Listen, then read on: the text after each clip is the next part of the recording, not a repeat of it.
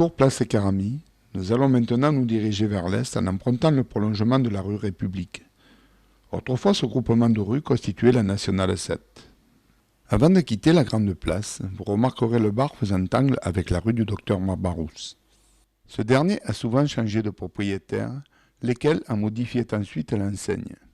Très longtemps appelé Tabacs et Liqueurs, il finira par perdre sa deuxième appellation et ne conserver que le nom de Tabac. Au passage, un petit clin d'œil sur l'enseigne des assurances Le Phénix, dont l'agent de l'époque n'était autre qu'Alfred Laflache, père de Maurice Laflache, mon plus fidèle collaborateur et ami. Cette artère était très commerçante. Les nombreuses cartes postales présentées à l'image en témoignent.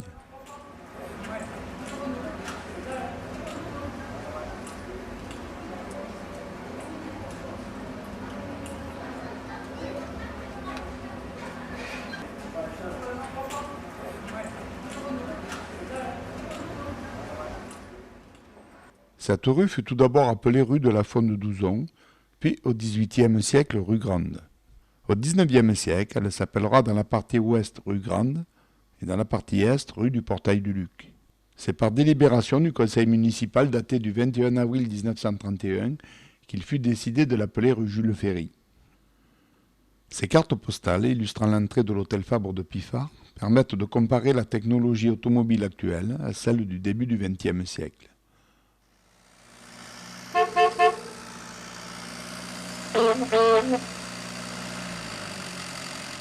Poursuivant notre promenade vers l'est, nous voici maintenant devant le local ayant servi d'hôtel des Postes de 1914 à 1978.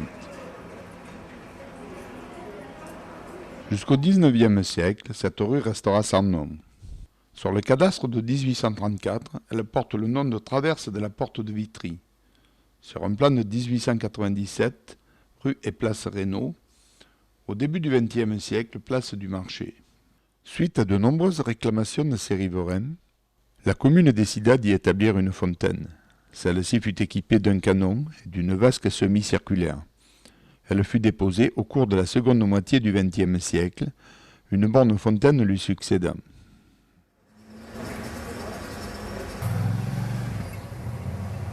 Depuis 1949, en mémoire de la date de l'armistice de la Seconde Guerre mondiale, elle porte le nom de rue du 8 mai. Après s'être longtemps tenue place Caramy, le marché fut transféré en ces lieux de 1920 à 1962. Aujourd'hui, la place sert de marché aux fleurs le samedi et de mini-marché local le mercredi. Voici une carte postale de la rue Sainte-Anne. C'est sous celle-ci que coulait la source d'Ouzon. Brignoles, une maison bourgeoise. Cette légende décrit en quelques mots le contexte local. En effet, la place Saint-Pierre est bordée par de nombreuses maisons bourgeoises. La plus remarquable est celle qui servit d'hôtel particulier, dans lequel eut lieu l'attentat contre le duc d'Épernon.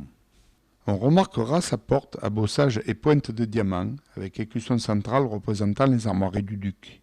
La place fut établie de 1500 à 1501. Tout d'abord appelée place Saint-Pierre, elle devint place d'Ampierre au cours de la Révolution française, puis place Sadi-Carnot, elle redevint ensuite la place Saint-Pierre.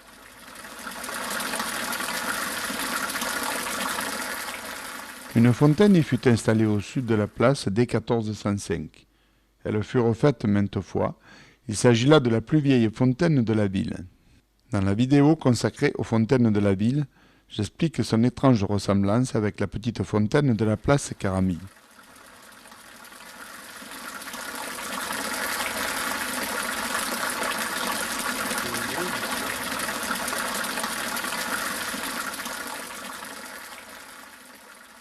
Il existait également un lavoir à Beauvoir.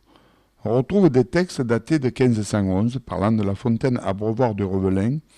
Il pourrait s'agir du lavoir figurant sur cette carte postale.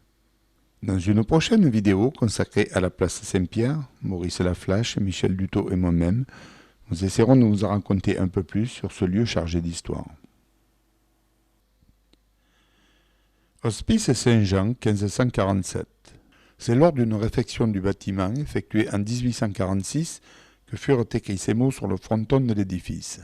Cette carte postale nous permet de comparer les sculptures qui ornent la porte d'entrée avec les images d'aujourd'hui. Il faut savoir que l'ensemble a été restauré en 1986. Orné de ces deux personnages, l'entrée principale de l'hospice Saint-Jean fait partie selon moi des plus belles portes de la ville. Allez l'admirer, vous ne le regretterez pas. Durant la seconde moitié du XIXe siècle, la commune fit l'acquisition d'une bascule qu'elle installa sur l'esplanade de l'ancien portail du Luc. Cette dernière sera démolie lors de la percée du boulevard Saint-Louis entre 1954 et 1955.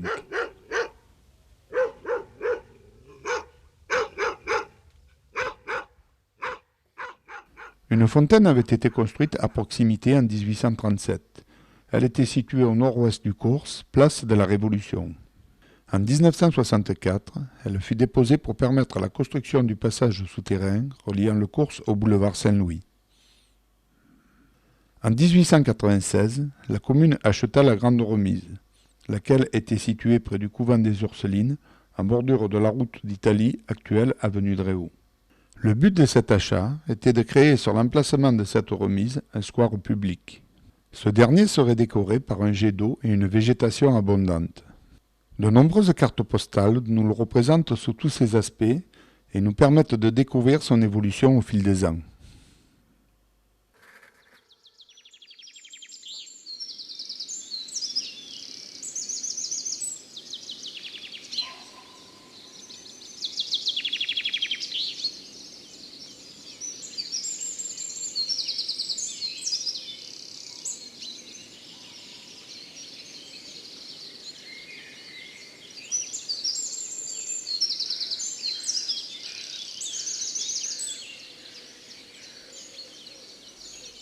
En 1926, le square était transformé en monument commémoratif en l'honneur des soldats de la Première Guerre mondiale morts au champ d'honneur.